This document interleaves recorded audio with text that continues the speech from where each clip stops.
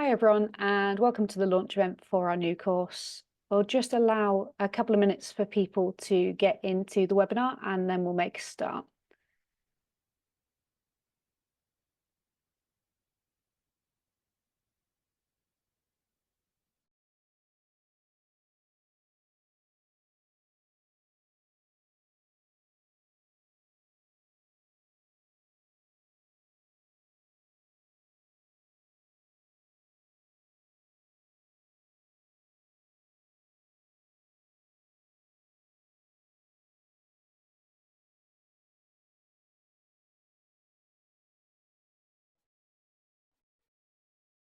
So I'm just going to allow another minute or so for people to get into the webinar and just join into the Zoom.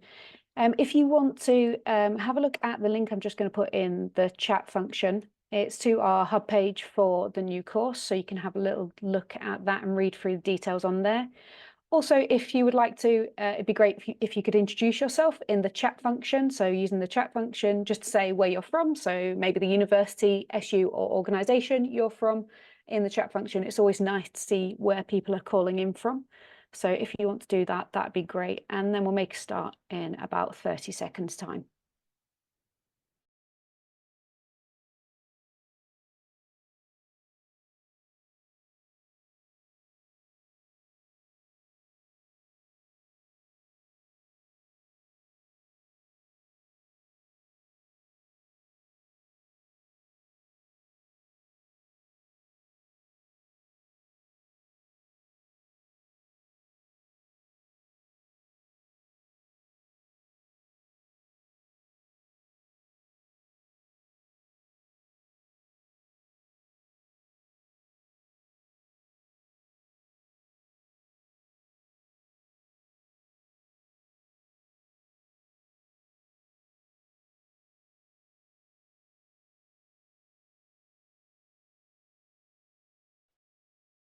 Okay, fab. Lovely to see some of you introducing yourselves on the chat, and do continue to do so if you'd like to over the next couple of minutes.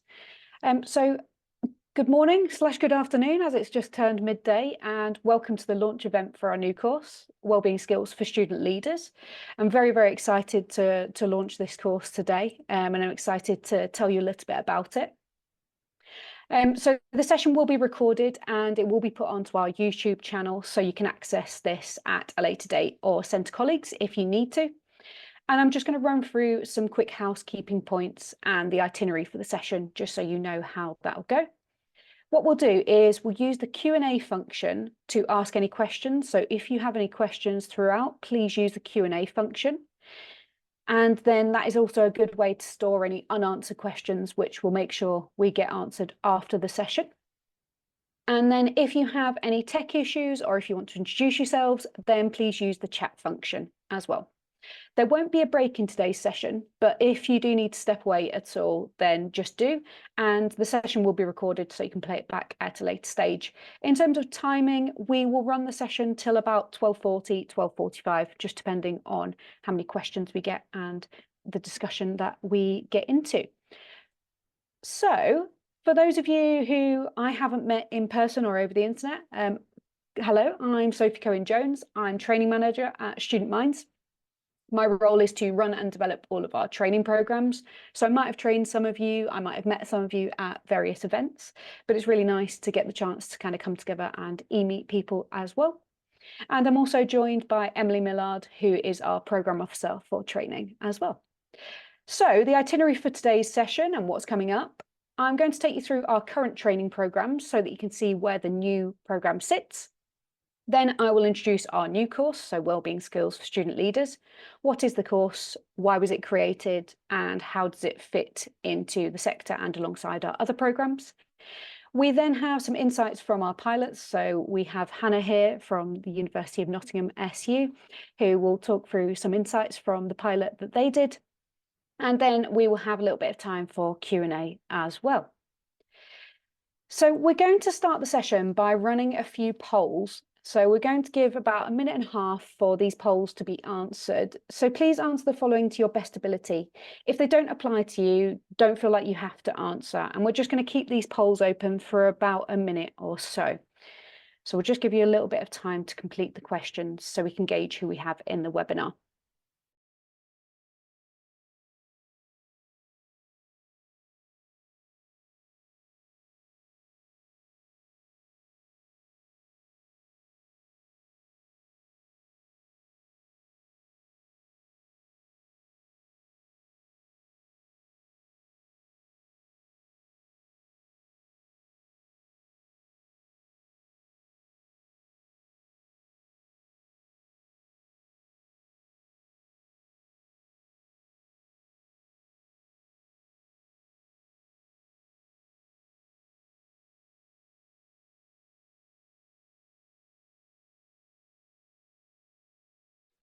So I'll just give another 10 seconds on those and then we'll move on.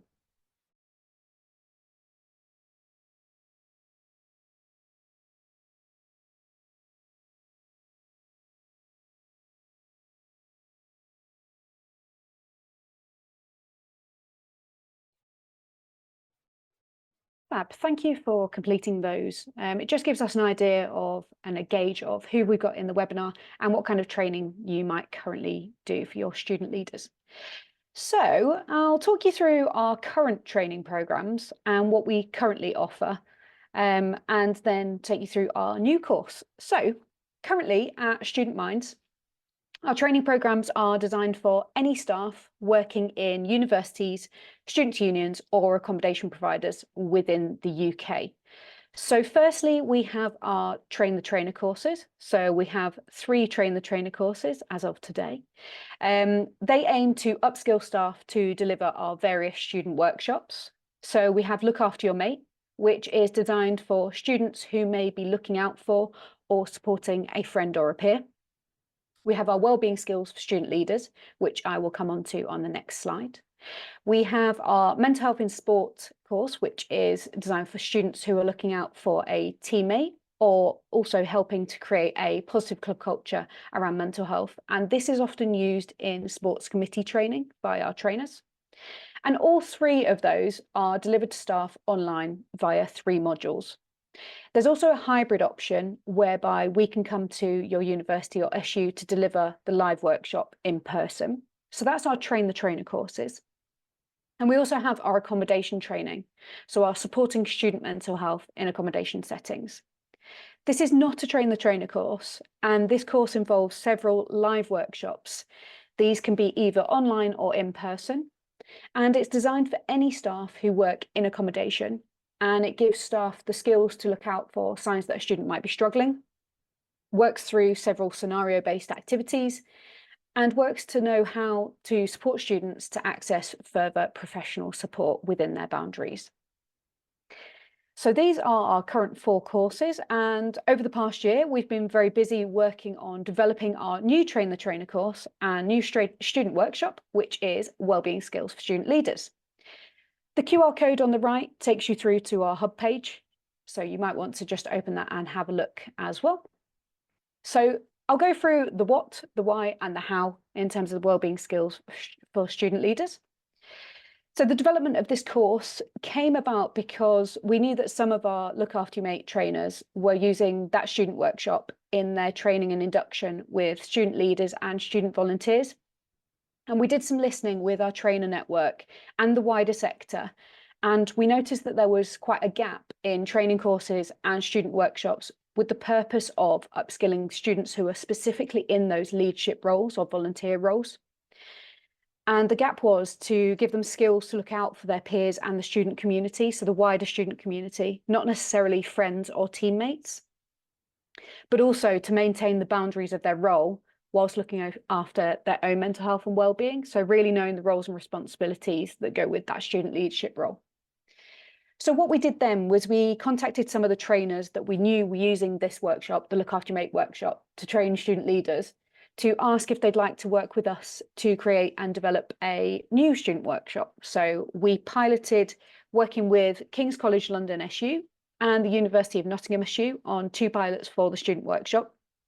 And this involved editing the material from our current student workshops to ensure that we were creating something that was unique and something that really works for student leaders and student volunteers, which makes sure it discusses their roles and responsibilities.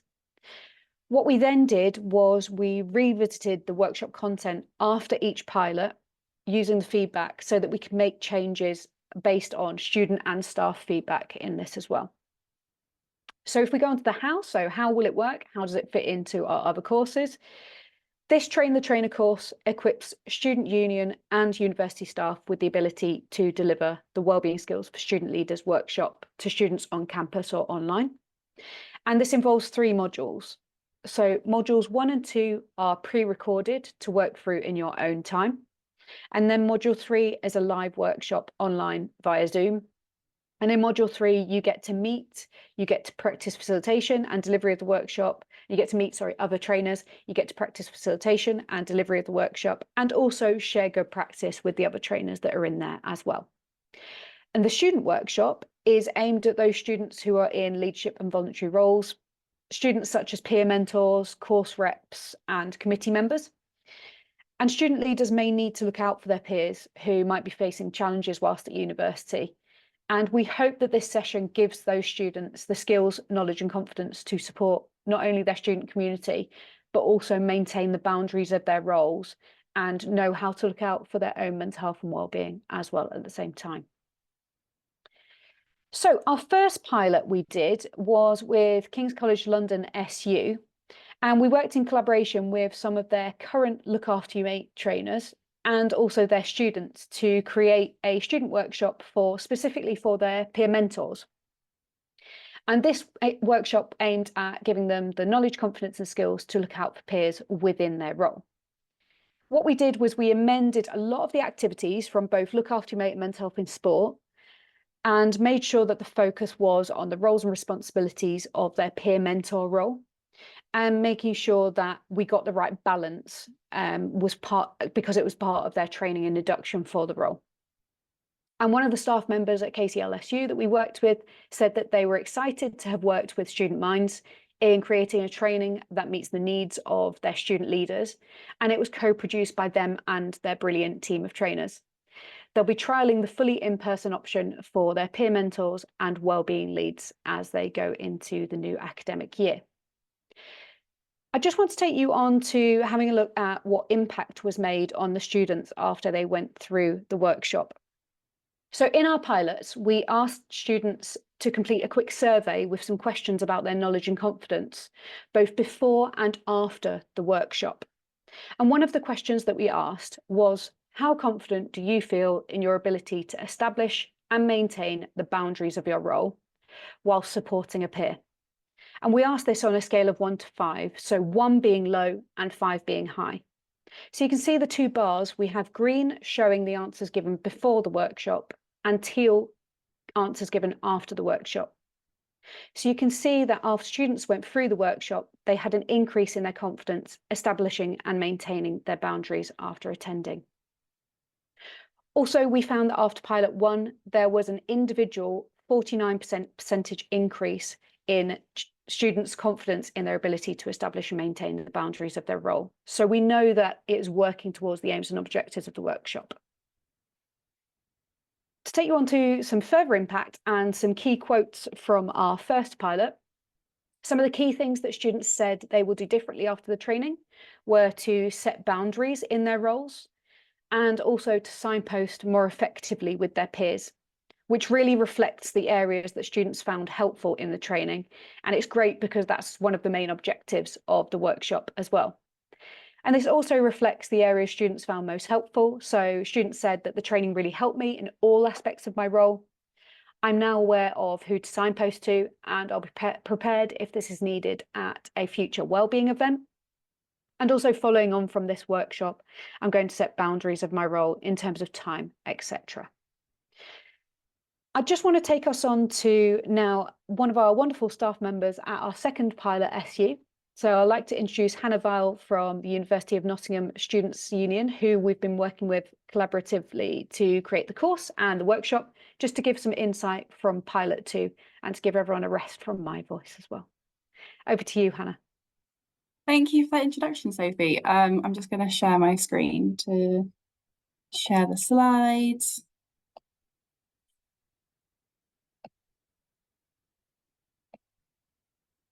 See that okay? Cool. So hi everyone, my name is Hannah. My pronouns are she, her. I work, as Sophie said, for the University of Nottingham Student Union. I work in the Student Voice department as coordinator for Wellbeing and Living, which is generally leading on all wellbeing projects and campaigns. But I also do a lot of work around kind of welfare training and deliver just a lot of training for our student leaders across the board. And yeah, I'm going to take you a little bit through about kind of why we partnered with Student Minds on this, why we're very interested in this training for our student union and kind of the impact and the pilot. A lot of this work was also done with another one of my colleagues, Ashley, who's unfortunately not able to be here today. So you're just going to be able to listen to me, but I'll just take it through it all with you. And yeah. So a little bit about why we thought this training was particularly needed at our student union. So we have staff members trained in Look After Your Mate already, but kind of adding on to what Sophie mentioned about why this training was developed, we know that a lot of students are actively kind of running events and campaigns around mental health issues. And particularly since cost of living, we've seen an increase in feelings of isolation and loneliness in our student communities. And so when I refer to kind of like communities and our student leaders, I'm talking about the groups, course reps, our part-time officers, our student staff, our ambassadors across the union. And we've seen a lot more of our groups in particular kind of running events and raising awareness around these issues. And so we wanted this training to be able to better proactively give them the skills to support their communities. We also were very interested in this training because of its kind of emphasis on the boundaries, which is kind of the biggest reason that we're kind of keen on this training. It's one of the biggest issues that we've seen in our student communities is students often getting burnt out with not being able to set boundaries, and particularly in their communities where they form these close relationships with others and become friends, understandably, with a lot of students, it becomes difficult to support them in a way that is safe and kind of protected for all of them. And yeah, we've just seen a lot of student leaders struggle with setting those boundaries, and then down the line it negatively impacts their mental health and the mental health of others. And kind of on the flip side for that, going off the boundaries, this training was also really important for us to be able to show the expectation of their role to the students from the student union as well. So in the past, we've had a lot of students come to us wanting mental health first aid training.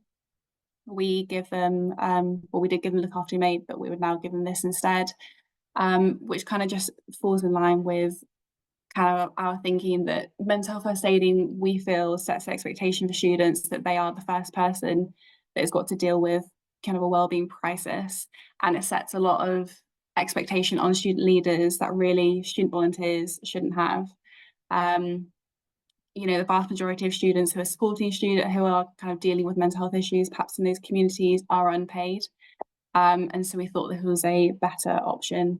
Because yeah, mental health first aid training, in our opinion, just goes that little bit too far in kind of saying what we expect from them. We don't want them to kind of be kind of therapists or be dealing with really super serious issues on the regular. So yeah. A little bit of information about our pilot. So our pilot was delivered as part of our committee conference to student group committee leaders. So this is something that we ran for first time this year. We ran it in May, and the pilot was part of this conference. It was delivered to a medium-sized group of students. I think it was around 15. And they were predominantly wellbeing reps and presidents, but the option was for societies concerned, whoever they wanted. And yeah, overall it went really well. Students found it kind of very engaging in terms of what they found most useful from it. The most common answers that we got from the feedback after feedback form afterwards was students being able to understand mental health and wellbeing, starting a conversation, and kind of the boundaries area as well, which kind of goes back to why we're so kind of keen on this training, because the boundaries, were very happy that they kind of understood that, and a lot of them came away feeling more comfortable with either saying no at times or be able to set the boundaries with what they're comfortable supporting with, what they're not comfortable supporting with. Similarly, we're starting a conversation, because a lot of these conversations, our student leaders aren't friends with everyone. And so this kind of gave them a bit more confidence going through the scenario using the scenarios that's in the training to kind of start that conversation with students who perhaps they might not know as much, but who need that conversation. The training was delivered by myself and Ashley, which we felt really worked really well for this training. Where possible across the SU, we try to deliver training, two of us anyway. It just kind of, we're able to kind of, develop that rapport between trainers. Students are a little bit more engaged. They, find it easier to understand when they also see a bit more behind the person who's facilitating, kind of that, personal side to them. But also we were two student voice members and we were delivering to a group of student group committee members. They see a lot of the student groups team usually, so it was also like an opportunity for students to see kind of just other members of staff from across the SU, which is kind of we view training across our SU as kind of like a collective thing. So everyone kind of pitches in and helps out wherever, which is why we kind of see it useful for other members of staff to be able to deliver training that maybe might not be directly relevant to their role, but is still kind of useful down the line. And yeah, overall students found it very engaging and useful. And also going back to the context of our training, it was in the middle of their committee conference. They've been to a lot of training sessions already. And so for them to kind of come out of it and feel energized to understand and feel a lot more confident going forward with being able to set those boundaries and have those conversations, we felt was a really positive sign about this training. And a little bit of information about how we're going to be using this workshop in the future. So like I said, it was included as part of in-person training for student groups, and we will do kind of another in-person session around in term 1 at some point. And this is very much a development opportunity for them. Student groups are also able to request this training for their whole committees. So like I said, when we first did the pilot, it was for wellbeing reps and a lot of presidents, but we're also very keen to kind of push the message that group wellbeing in our student groups is for the whole committee to be mindful of. It shouldn't just be one person being responsible for wellbeing issues. It's kind of like a whole group collective responsibility. We also have a groups reward system called STARS. A lot of SUs have them, where student groups can collect points and they get kind of awards at the end. And attending training, wellbeing skills for student leaders will be part of that as well. We have other training included in that as well, like consent training.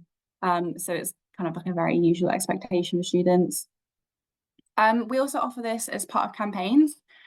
So this started a couple of years ago when a lot of sports clubs who were involved in Movember approached our team asking for Look After Your Mate at the time. And we were like, excellent, happy to. And yeah, since then it's kind of developed into whenever we have campaigns happening around kind of the mental health wellbeing sphere, we do reach out to kind of the engaged students who are involved in those campaigns to say, would you also like Look After Your Mate training for exam de-stress campaign that happens around winter and summer? We offer it to our course reps because we know that those campaigns are a lot about raising awareness around issues, but we also want to make sure that we're proactively working to support them and kind of the issues that they're working around. And it's also development training for our full-time officers, our part-time officers, and deliver it ad hoc to student ambassadors and student staff across the uni when they request it from us as well. And this will be delivered in the next term as well. And yeah, this is kind of just because, as a side note, we do think a lot of student leader roles across the student union are unpaid. Unfortunately, we don't have the capacity to pay them for all their time. But an hour that a committee member or a course rep or a campaigner puts into their work is just as valuable as perhaps an hour that our full-time officers are doing. And so where possible, we want to give them training that they can get a certificate for and put it on their CV as an accredited course, because recognition and value in student leaders is extremely important. And so, yeah, we'll also be delivering it as development training. But all in all, very happy with kind of how the pilot went, and we're very excited to kind of see how this continues to grow and change within University of Nottingham Student Union. And thank you to Sophie and Emily and Student Minds for bringing us on as part of this pilot. Yeah, I'll pass back to you guys now. Thanks, Hannah. It was really good to kind of hear your highlights from working with us and creating the content for the new programme, but also how you're embedding it into the future and your approach to promoting. I think really important to promote to whole committee attendance as well, and not just putting the onus on one person in those student leadership roles. And thank you again for sharing, very invaluable. We'll keep Hannah hanging around. So if later we have any questions that Hannah can give any insight on, we'll be coming back to you. But thanks for that, Hannah. So just a little bit more in terms of feedback. So from both pilots, we've received the following feedback so far. So after attending our training, 96% of students found the workshop useful or very useful. 96% of students felt confident in their ability to support their peers. 91% of students felt confident or very confident in their ability to maintain the boundaries of their role while supporting a peer. And 95% of students felt confident in their ability to signpost peers onto further support. So we know that after attending the workshops, that students are feeling more confident and have more knowledge and skills than before coming into the workshops, which is excellent, and we want to continue to grow those. So just a little bit more in terms of information about the course, which you can find on the website, you can find on our hub page. But just a couple of things from us. So the course costs £340 per person, and that cost includes an annual license fee for you to run the student workshop, which gets renewed every year because it's annual. If you're a current trainer with us, so if you run Look After Your Mate or you run Mental Health in Sport, you can top up and train for a discounted cost. So that would be £200 per person. And that also includes your license fee for the workshop too, so that you can run that alongside any other workshops you might be running. And there is an option for in-house training. So we can come to your SU or university to deliver the course in-house as an option too. And you just need to email us for more information on that as well, and how many staff you would like trained, and we can give you a quote for that. So if you have any course inquiries, any questions that aren't answered in this session or you don't think appear on the hub anywhere, please do email us. So it's training@studentminds.org.uk. And again, the QR code at the side takes you to our hub page. So that takes us nicely on to, we have just over 10 minutes left for question and answer time. So I'll just give you kind of a minute or so to just think if you have any questions. Any thoughts around the training or workshop? If you want to put any questions in the Q&A for us, and we'll just, like I say, I'll give it kind of a minute or so. I do have some FAQs that I can go through as well, just from inquiries we've had over the last couple of weeks. So I will take us through those if we don't get many Q&As, but I'll just give it kind of 1 minute for some questions to come in, and then we'll have a look at the Q&A function.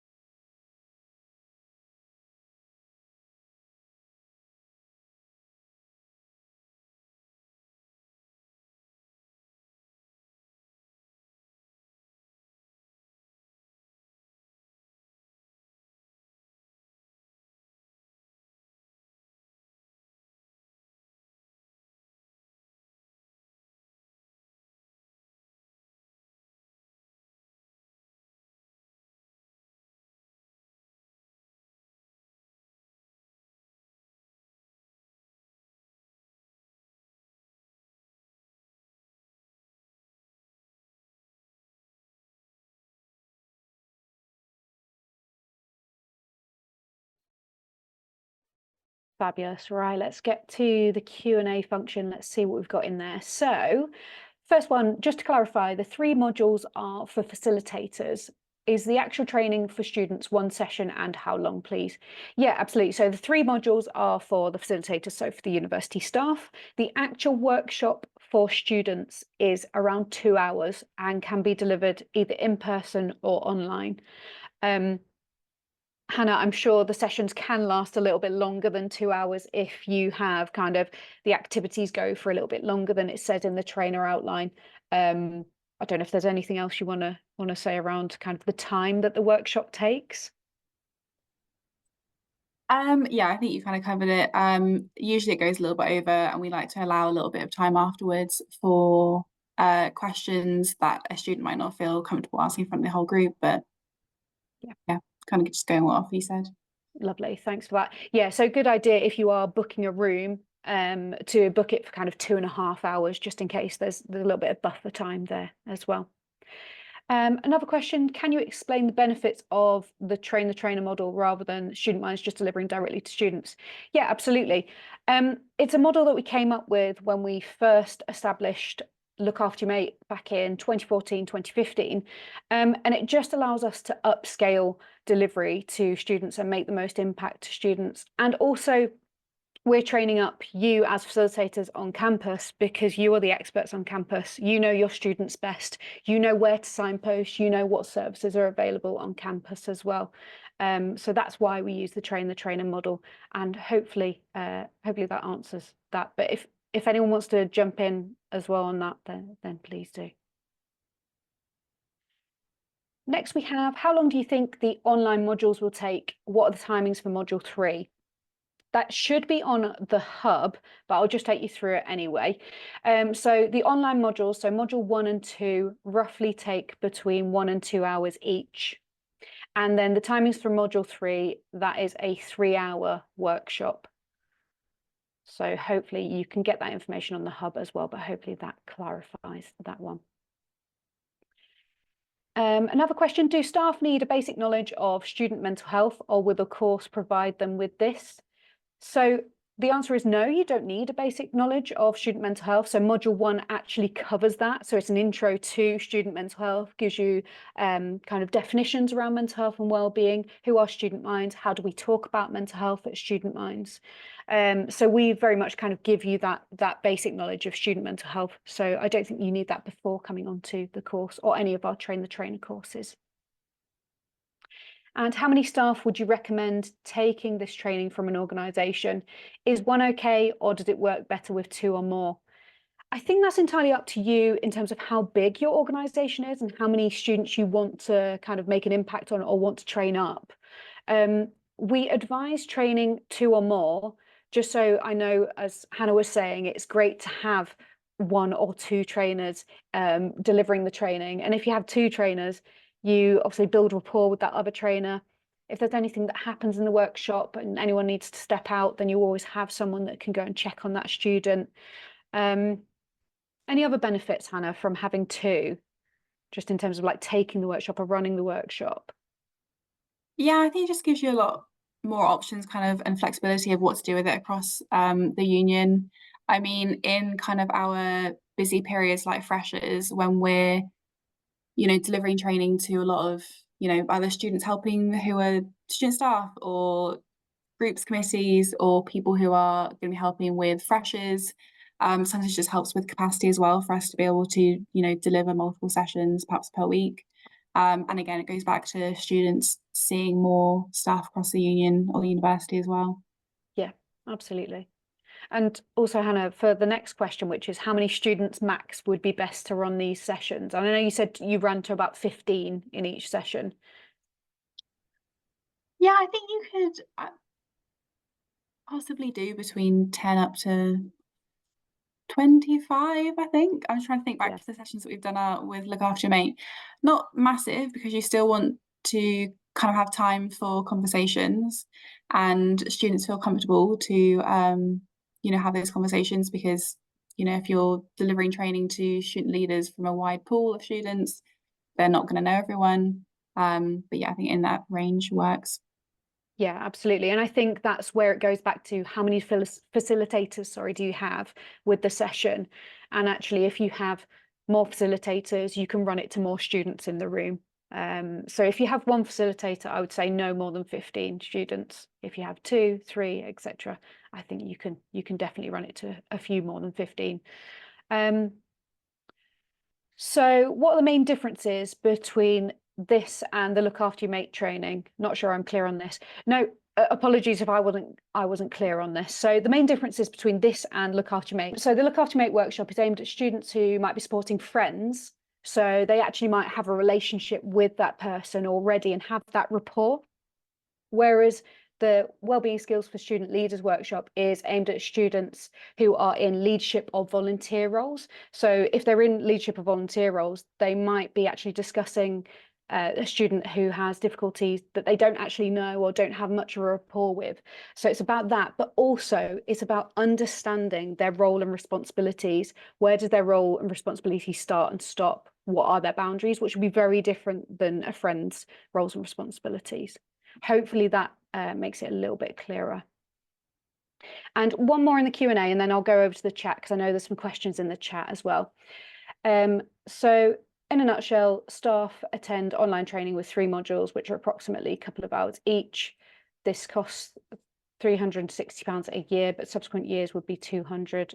Staff then deliver to students. They will get a certificate for completing the course, student training. Yeah, the only thing, Angeline, in that is, so staff attend online training with 3 modules, which are a couple of hours each. That costs £340 for the year. And then subsequent years is just the license fee. So it's just the £50. The £200 I was on about is if you've already got Look After Your Mate or Mental Health in Sport trainers and they want to top up. So the license fee is £50 annually. Hopefully that makes sense, but do let us know if that is still a little unclear. I'm just going to come to the chat because I know there's a lot going on in there, and I'll just scroll up to just make sure I answer some things, but I know Fran's already jumped in as well. So Jane, really interesting model. One thought, does the training cover leadership skills at all? So I presume by that kind of you're meaning student leaders and the roles that they'll have. It doesn't so much cover leadership skills as usually that is covered by internal training, and we didn't kind of want to jump in on that because that's already done. So this is very much kind of based around mental health and well-being and looking out for their peers and knowing what to do with that. Charlotte, around the cost of the course, hopefully that's more clear. So it's £340 per staff member. And that costing is a little bit cheaper than our other courses as well, because we know that SUs will be wanting this course. And so we've made it a little bit cheaper than Look After Your Mate and Mental Health in Sport for that. Just look at some of the other. So Jane, so I'm aware that student leaders can find themselves navigating some highly contested socio-political spaces, and there is inevitable complexity at the emotional edge of any campaigning or advocacy work. Yeah, absolutely. Does the training engage with this in relation to the student leader role and boundaries? So what we do in terms of talking about their role and boundaries is we allow for a little bit of time and a little bit of flexibility actually for each SU or university to talk through anything like that they might come up against, and also kind of how they should be speaking about the SU, where they should be escalating things, policies and procedures. So we do kind of allow a little bit of flexibility in that to talk about that, but also we do know that those kind of conversations might be happening in other training or induction programs within the training that the student leaders are getting as well. So again, we didn't want to include too much in this one workshop. We managed to get down the time of our student workshops because in Look After Your Mate, it takes around 3 hours. So we wanted to make sure that this student leaders one was a little bit shorter than that to make sure we are engaging and making it as interactive as possible within a shorter amount of time. So I'll just double check if there's anything else in the Q&A or in the chat, but do ask anything else. We have a couple more minutes, so if there is anything else that you're unsure of, please do just ask. But thank you for those questions. It's really good to kind of know that people want to know a little bit more around things. I think one thing around, I know that someone had asked about the accreditation. And I think, yeah, Fran's completely correct by saying that the course isn't currently accredited, but we really welcome feedback around this, and we're keen to explore that as well. But also that the course is clinically approved. So at Student Minds, we have a clinical advisory group who we use, and we have taken our content for both the course and the student workshop to our clinical advisory group, and they've reviewed the content and made applicable changes to ensure that the workshop is safe and supportive for student leaders. And that kind of took for example, some writing of case studies and scenarios and how trainers can and should respond to this as well, because we think it's really important that we upskill trainers about how to respond to the case studies and scenarios that we're giving. And that's the same process we have kind of for all of our courses and across all of our student workshops. So just another one in the chat. So my final thought is noting that student leaders can find themselves being approached to take up an advocacy or casework role. Often happens quite indirectly. Has this come up as a useful scenario? This hasn't come up as a scenario in either of our pilots. However, Jane, I'd be really interested in kind of picking this up with you outside of this, if that's okay. If you could email training@studentminds.org.uk, I'd really like to have a conversation with you around that and see if we can include that. But that triggers something that I was meant to say, which is that some of our case studies and scenarios, we give quite a few examples that you can use. So quite a wide range of examples, because we know that course reps are going to come up against different difficulties than student mentors and peer mentors and committee members. You know, there's such a vast range of student leaders and student volunteer roles that we've tried to make them not generic, and we've tried to make them specific, but also that we know we're not hitting everyone. So if there are any kind of scenarios that you think could be really useful to give as a, you could use this, please do let us know. Jane, I'm just going to make a note of your email address and I will email you after the session. That'd be really, really useful. I'll just give another 30 seconds just for anything else to come into the Q&A and chat before I close up for today.